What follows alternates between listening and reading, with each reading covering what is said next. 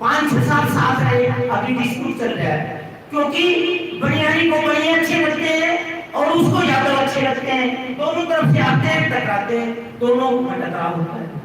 जितने भी schedule caste लोगों ने बड़े बड़े मतलब दूसरी जातियों से शादी की, कोई डीसी कोई कुछ, उन वो चाहे मतलब नहीं है पर उनको उनके घर से उनको बाइकाट कर दिया है। जैसे बनियानी शादी करी, बामनी शादी करी, तो बामन और बनिया ही वहाँ वो लड़का था ना उनका, वो भी छीन लिया। तो एलिमिनेशन ऑफ कास्ट में बाबा साहब ने जाति प्रथा का उच्छेद में इस बात का जिक्र किया है और उसमें बाबा साहब को लाहौर नहीं बुलाया गया।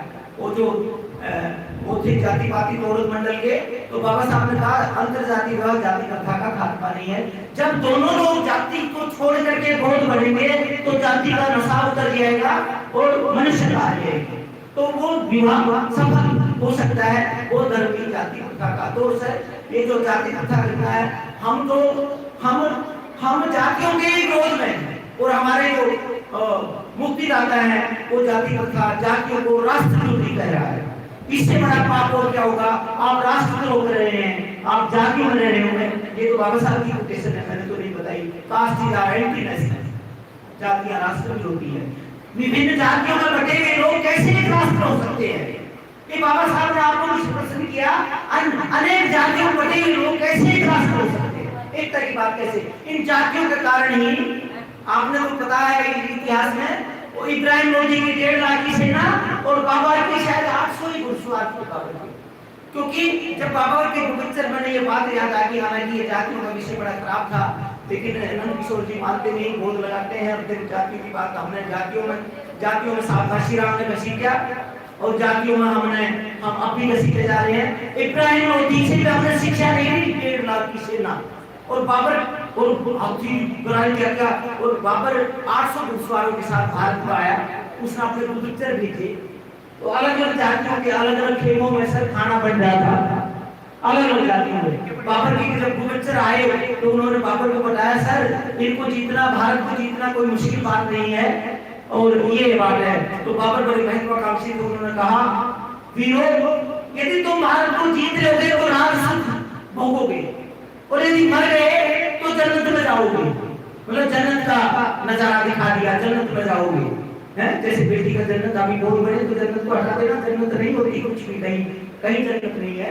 जन्नत हमारे पास ही है, यही जन्नत है जहाँ हम बैठे हैं, आसमान। तो वो बड़े वीरता से लड़े सर, एक सेना लड़े, एक त्रिपुरी लड़े, गोरखा लड़े, अहिर लड़े, जाट लड़े, एक लड़े, वो खात्मा होता गया और दिल्ली पर राज हो गया। बाबर मुगलों का राज हो गया सर, नहीं हो गया जातियों का क्या है तो सर ज्यादा नहीं। अब अन्य प्रबोधनकार आप आएंगे, ये सर कैडर का है, थोड़ा सा मैं तो बताना चाहता हूँ, लेकिन फिर मेरे को जब मैं समापन होता है अगले दिन या उसी अगले दिन फोन आते हैं आप लोग देते हो तो अगला प्रबोधनकार आए, नहीं तो मुझे नाम लेना पड़ेगा। जितनी जल्दी हो सके आइए, बताइए, क्योंकि ऐसे नहीं होना चाहिए कि भाई आए बताए। हाँ जी, तिलकराज जी, मास्टर जी और अन्य सब लोग और बोले, नहीं तो फिर हाँ जी, जो भी कुछ करना चाहे बाबू जी। हाँ तो फिर बोले, बताओ आप लोग कोई बोलना चाहता है नहीं? समय का तो अभाव नहीं है, सब नहीं मैं 3 लोगों को बोले को फिर मैं बुलाना ही चाहूँगा। तो आइए sir, doctor Naresh Pal sir आइए, आप अपना प्रबोधन दें। अब ऐसे बुलाना पड़ेगा तो डॉक्टर नरेश पाल जी लेक्चरर हैं, सॉरी कभी मुझे वो पत्ते लगे मुझे पता नहीं है, बाबा साहब की दया से। तो आगे लेक्चरर साहिबान। सर्वप्रथम वंदना भगवान बुद्ध को, महामानव बाबा साहेब अम्बेडकर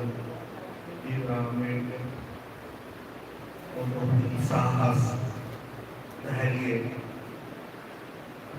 आदर्श, क्रांति, कितने नामों उन सब के गुणों से परिपूर्ण पूर्वजों के संतान आप और हम सभी विश्व के